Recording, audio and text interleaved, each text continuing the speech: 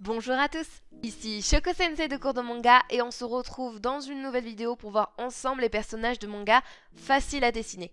Je vois souvent des débutants qui veulent dessiner des personnages bien particuliers comme un Gojo ou je ne sais pas, mais qui sont encore trop difficiles à reproduire quand on débute. Ce qui fait que ils vont avoir du mal à les faire et donc se décourager plus facilement. Et donc pour éviter ça, je vous propose 5 personnages manga faciles à dessiner pour débutants.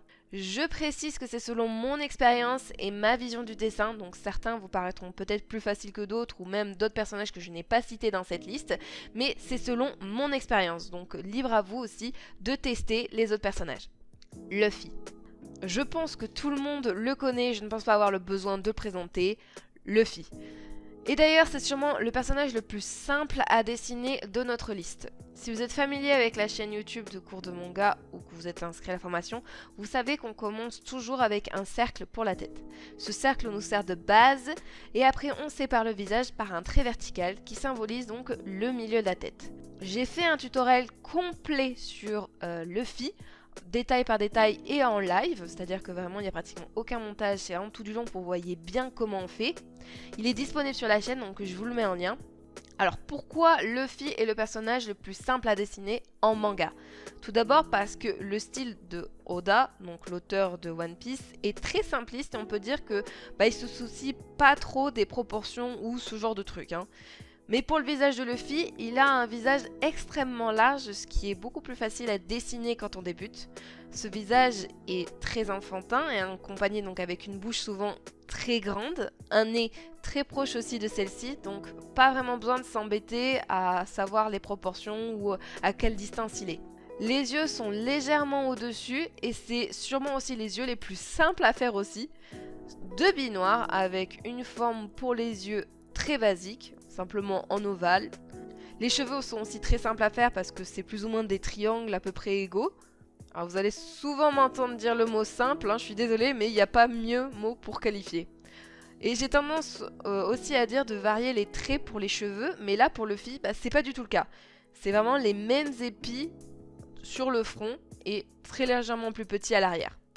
Le plus compliqué va être de dessiner donc le chapeau de Luffy, mais point positif, c'est un chapeau de paille, donc les traits ne sont pas lisses et nets. On va au contraire, pour donner cet aspect de paille et de vieux, venir faire un peu des petits crochets et voilà, pas faire quelque chose de tout à fait lisse. Pour poser le chapeau, imaginez que le chapeau fait un espèce d'ovale autour de la tête de Luffy, et ensuite il suffit donc d'effacer le trait qui passe sur le visage, le dessus du chapeau avec le foulard qui fait le tour. Faites attention de faire le chapeau assez grand pour que la tête de Luffy passe à l'intérieur. Et voilà, on a un Luffy. Je vous rappelle encore une fois que j'ai fait un tuto complet. Donc si vous voulez vraiment le tuto complet, je vous invite à aller voir la vidéo. Saitama de One Punch Man. Alors, ne vous en faites pas, on va pas parler de dessiner Saitama en forme badass quand il est énervé ou qu'il a un air super sérieux parce que c'est pas du tout la même chose. Nous allons plutôt dessiner son apparence classique quand il est en mode normal. Donc je disais que Luffy était le personnage le plus simple à dessiner en termes manga. Après c'est vrai que One Punch Man est aussi très simple à faire. La difficulté du visage de Saitama est de faire un parfait ovale qui n'est pas l'air d'un œuf. Le dessus de la tête est vraiment rond et pas en pointe comme un œuf, donc vraiment faites attention à ça, sinon on perd un peu l'essence du personnage. Mais sinon le reste est très facile à dessiner. Il n'a pas de mâchoire, pas de menton, pas vraiment de forme, c'est vraiment juste un ovale. La bouche est en général très petite et le nez, c'est simplement une grande ligne avec un trait qui rentre vers l'intérieur. Classique. Pour les yeux, ça forme un seul trait. C'est une sorte d'ovale avec le haut du trait plus droit pour donner cet aspect ras-le-bol ou détaché que Saitama a souvent.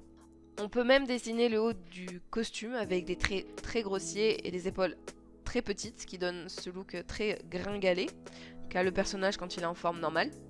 Voilà, il y a la cape avec la fermeture éclair et les bras, encore une fois, très petits. On peut même y rajouter les traits horizontaux sur le côté pour que ça ressemble à cette image très célèbre où Saitama a un air dépité dessus. Voilà, je pense que tout le monde voit cette image. Et on a notre fameux Saitama déprimé. Bao, Naruto. Parmi les personnages les plus simples à dessiner, Naruto est peut-être le plus compliqué de cette liste car il a beaucoup de détails. Mais il fait partie selon moi quand même des personnages les plus simples, surtout quand il a son apparence d'enfant. Voilà, on va parler de Naruto quand il est enfant, pas quand il est adulte, parce que quand il est adulte, c'est plus compliqué. Quand on débute, c'est assez compliqué de faire des visages adultes ou avec une aura mature, car ce sont souvent des visages plus longs avec des yeux plus petits. Donc, dessiner des personnages plus jeunes est souvent plus simple avec donc, une forme de visage plus large, avec moins d'espace, et c'est plus facile au niveau des proportions. Naruto est dans le même cas. Naruto a un visage plus étiré que Luffy avec un menton très présent, donc il faut vraiment bien dessiner le menton. La mâchoire est très classique des mangas avec donc un angle, la mâchoire fait un angle au-dessous des oreilles qui donne cet aspect un peu triangulaire. J'ai remarqué que les oreilles étaient aussi très hautes, donc avec une forme aussi assez réaliste. Elles n'ont pas cet aspect rond que peuvent avoir certaines oreilles dans les mangas. La bouche est encore une fois très large comme avec Luffy avec un grand sourire. Le nez est au-dessus avec simplement 2 traits pour les narines. Pensez à bien faire les traits bien rapprochés pour donner cette forme de nez. Pour les yeux, ils ont une forme très féline. Imaginez la forme d'un œil de chat et vous aurez l'idée. Le trait du haut de l'œil part vers le bas quand il s'approche du milieu du visage. Et à l'inverse, le trait du bas se coupe vers l'extérieur pour remonter vers le haut. C'est beaucoup de charabia, je sais, quand on parle comme ça, mais c'est beaucoup plus parlant quand vous le dessinez vous-même. Vous allez vraiment voir cette forme de chat. Les yeux sont des ronds qui sont coupés par le dessus pour donner cet aspect un peu sérieux que peut avoir Naruto. N'oubliez pas les fameuses moustaches car Naruto a sur les joues, elles sont très reconnaissables et ça fait vraiment l'essence du personnage. Et le plus compliqué va être de faire donc le bandeau sur la tête. Celui-ci est très proche des yeux et ne laisse donc aucune place pour le front, n'oubliez pas ça. C'est un trait en courbe sur le front et pour donner cet aspect plus réaliste, on va faire des bosses sur les côtés pour créer des plis sur le bandeau. Voilà, faites pas quelque chose de trop lisse parce que c'est un bandeau donc c'est du tissu. N'oubliez pas de faire donc la petite plaque sur le bandeau et les cheveux de Naruto qui encore une fois sont assez simples à faire parce que c'est un peu comme Luffy, simplement faire des triangles à peu près tous de la même taille tout autour du rond, du cercle pour faire ses cheveux. N'oubliez pas d'en faire assez parce que Naruto et d'ailleurs tous les mangas ont beaucoup de cheveux. Et n'hésitez pas à vous entraîner à le faire plusieurs fois et dans plusieurs poses parce que c'est très difficile de le faire en une fois, du coup n'hésitez pas à vous entraîner. Shoto de My Hero Academia. Alors vous allez me dire, pourquoi Shoto? Midoriya serait pas plus simple, plus facile à faire? Eh bien je dirais que non. Je l'ai vu plusieurs fois avec des élèves, mais Midoriya est plus compliqué pour une raison, ses cheveux.